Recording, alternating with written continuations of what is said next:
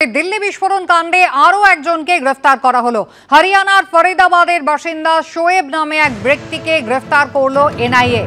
दिल्ली विस्फोरণের ঘটনা ঘটেছিল একেবারে লালকেল্লার বাইরে। সেই ভয়াবহ বিস্ফোরণের ঘটনায় অন্তত 15 জনের মৃত্যু হয় আর সেই ঘটনায় ফের একজনকে এনআইএ গ্রেফতার করলো। হরিয়ানার ফরিদাবাদের বাসিন্দা শোয়েব নামে এই ব্যক্তি বিস্ফোরণ কাণ্ডের অন্যতম চক্রী উমরুন নবী, যাকে এই শোয়েব আশ্রয় দিয়েছিল এমনটাই এনআইএ সূত্রে খবর। আবির দত্ত আমাদের প্রতিনিধি রয়েছেন আমাদের সঙ্গে। আবির, যে ব্যক্তিকে গ্রেফতার করা হয়েছে ফরিদাবাদ থেকে, তার বিরুদ্ধে কি অভিযোগ উঠেছে? দেখো, যেটা জানা যাচ্ছে যে শোয়েব নামে যে ব্যক্তি যাকে গ্রেপ্তার করা হয়েছে ফরিদাবাদ থেকে, হরিয়ানার ফরিদাবাদের ধৌজ অঞ্চলের সে বাসিন্দা এবং সপ্তম গ্রেপ্তারি এটি এনআইএ। তার কারণ যে দিল্লিতে বিস্ফোরণ ঘটনা ঘটেছে সেই বিস্ফোরণের যে সুইসাইড বোম্বার হিসাবে বা সুইসাইড অ্যাটাক যে দিল সেই উমরুন নবী এই ঘটনা ঘটানোর আগে যার কাছে ছিল বা যার আশ্রয়ে ছিল সেই হচ্ছে এই শোয়েব। বিভিন্ন তথ্য প্রমাণ সংগ্রহ করেই তার খোঁজ পান তদন্তকারীরা এবং ইতিমধ্যে তাকে গ্রেফতার করা হয়েছে।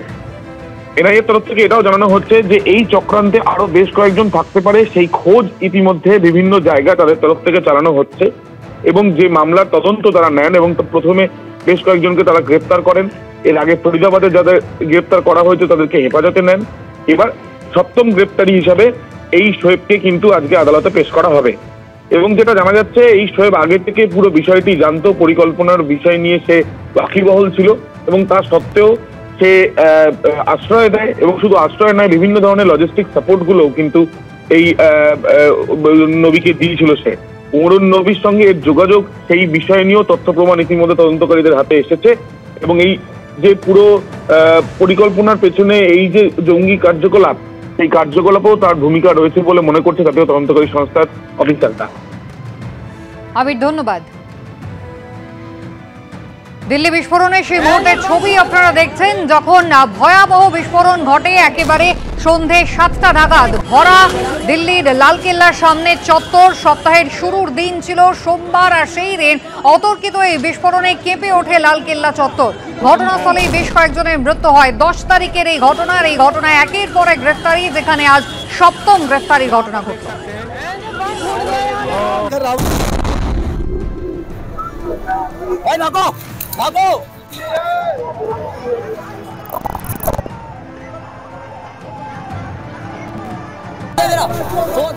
সরকারি হাসপাতালের মর্গ থেকে মৃতের চোখ চুরি, ময়না তদন্তের পর ক্ষোভে ফেটে পড়ল পরিবার, দাঁড়িয়ে পড়ল মুখ্যমন্ত্রীর কনভয়। গতকালের এই ঘটনা, বিক্ষোভ দেখে দাঁড়িয়ে পড়ে মুখ্যমন্ত্রীর কনভয়। মৃতের পরিবারকে আর্থিক সাহায্য এবং চাকরির আশ্বাস দেন মুখ্যমন্ত্রী।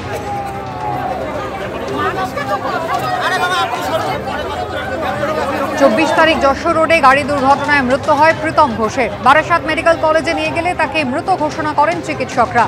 24 তারিখে ময়নাতদন্তের পর গতকাল মৃতের পরিজনদের হাসপাতালে ডাকা হয়। ময়নাতদন্তের পর দেখা যায় মৃতের বাঁচো কোথাও, এমনটাই পরিবারের পক্ষ থেকে অভিযোগ। সেই সময় ঠাকুরনগর থেকে সড়ক পথে মমতা বন্দ্যোপাধ্যায়ের কনভয় ফিরছিল। মৃতের পরিবারকে আর্থিক সাহায্য এবং চাকরির আশ্বাস দিয়েছেন মুখ্যমন্ত্রী।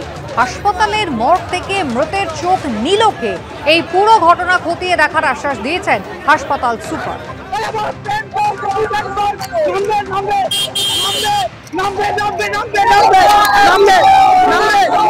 আপনারা যারা পরিবারের লোক আছেন বডিটা একবার দেখান, কারণ ইনকোয়ারি যখন হবে বডিটা না দেখলে ইনকোয়ারিটা কি করে করবে, আর বডিটার পুরো ভিসি করে রাখবে, মানে ভিডিও করে রাখবে, যাতে কেসের পক্ষে সুবিধে হয় এবং উপযুক্ত শাস্তি।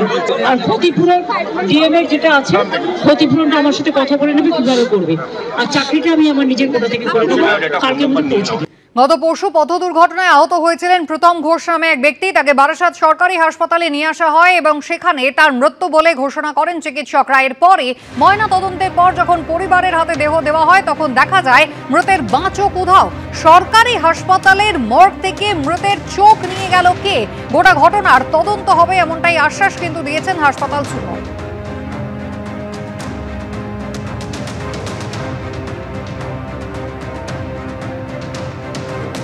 কিছু সমাধান কি হয়? চাকরিতে আমাদের বাচ্চার চোখ তুলে নিয়েছে, সেই সমাধানটা করলো না উনি। দিদিকে বললো আপনাদের পরিবারকে চাকরি দেবো, পরিবারকে টাকা দেবো, টাকা দিয়ে কি সবকিছু?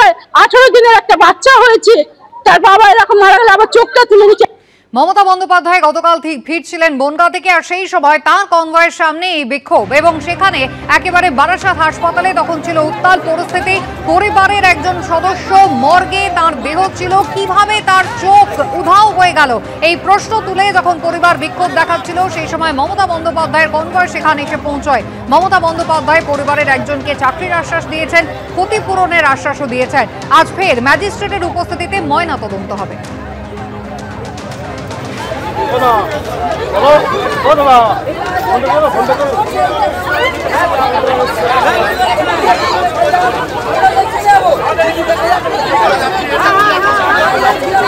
চিকিৎসকরা ইতিমধ্যেই সরকারি হাসপাতালে নজরদারি নিয়ে প্রশ্ন তুলেছেন। রাজ্য সরকারের ভূমিকা, তাও কিন্তু তাদের প্রশ্ন চিহ্নের মুখে। চিকিৎসক অনিকেত মাহাতো, দেখুন। এই কথাটা আমরা বারবার এর আগেও বলেছি যে প্রয়োজন কি, প্রয়োজনটা হচ্ছে সদিচ্ছার, যে আমি চাই কলেজ ক্যাম্পাসগুলোকে দুর্নীতিমুক্ত হোক। আমি চাই কিনা কলেজগুলো অঙ্গপ্রচারকারীদের, দুষ্কৃতীদের মুক্তাঙ্গন থেকে দূরে থাকুক। তাহলে এইটা আমি চাই কি চাই না, এই জায়গা থেকে আমরা বলেছিলাম যে থ্রেড কালচার মুক্ত ক্যাম্পাস হওয়া প্রয়োজন। তাহলে এই সদিচ্ছাটা যদি থাকে, তাহলে এই ধরনের যে সমস্যাগুলো আছে, এই সমস্যাগুলো সম্পূর্ণ সমাধান করা প্রয়োজন। না হলে এদেরকেই আমরা বিভিন্ন কাজে রাজ্য প্রশাসন বিভিন্ন সময় ব্যবহার করে, তার দুর্নীতিকে কন্টিনিউ করতে, তার থ্রেড কালচারকে কন্টিনিউ করতে, ক্যাম্পাসে বিভিন্ন ধরনের অপসংস্কৃতিমূলক কাজগুলোকে কন্টিনিউ করার জন্য। তাহলে আজকে রাজ্য প্রশাসনকে ঠিক করতে হবে তারা কাদের পক্ষে থাকবে, কোন জায়গা থেকে এই বিষয়টাকে দেখবে। বারাসাত সরকারি হাসপাতালের বিরুদ্ধে অভিযোগ উঠেছে, মর্গে রাখা ছিল মৃতদেহ। ময়না তদন্তের পর যখন পরিবারের হাতে তা তুলে দেওয়া হচ্ছে, সেই সময় তাদের নজরে আসে দুর্ঘটনায় পড়ে মৃত্যু হয়েছে যে ব্যক্তির, সেই প্রীতম ঘোষের, তার বাঁ চোখ রাতারাতি নেই। কিভাবে এই ঘটনা ঘটতে পারে? হাসপাতালের নজরদারি বা কোথায়? পরিবারের পক্ষ থেকে অভিযোগ করা হচ্ছে, শুধু ক্ষতিপূরণ বা চাকরি মিললেই কি পরিবারের সদস্য হারানোর জ্বালা জুড়বে?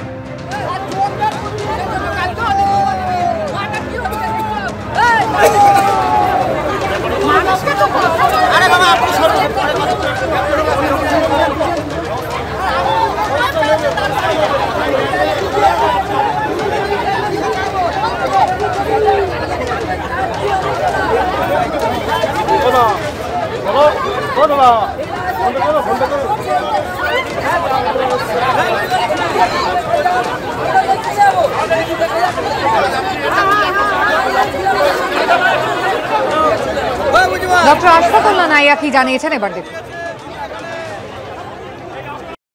অনৈতিক বলতে পারেন এই ধরনের ঘটনা যে স্বাস্থ্য ক্ষেত্রে ঘটে আসছে, এটা এর আগেও আমরা দেখেছি নিউজের মাধ্যমে, এবং আমরা এ নিয়ে প্রতিবাদও করে এসেছি। কিন্তু যেটা সব থেকে বেশি লজ্জাজনক এবং হাস্যকর একটা জায়গায় দেখলাম যে এরকম ঘটনায় সঠিক তদন্ত কিংবা অপরাধীদের শাস্তি না দিয়ে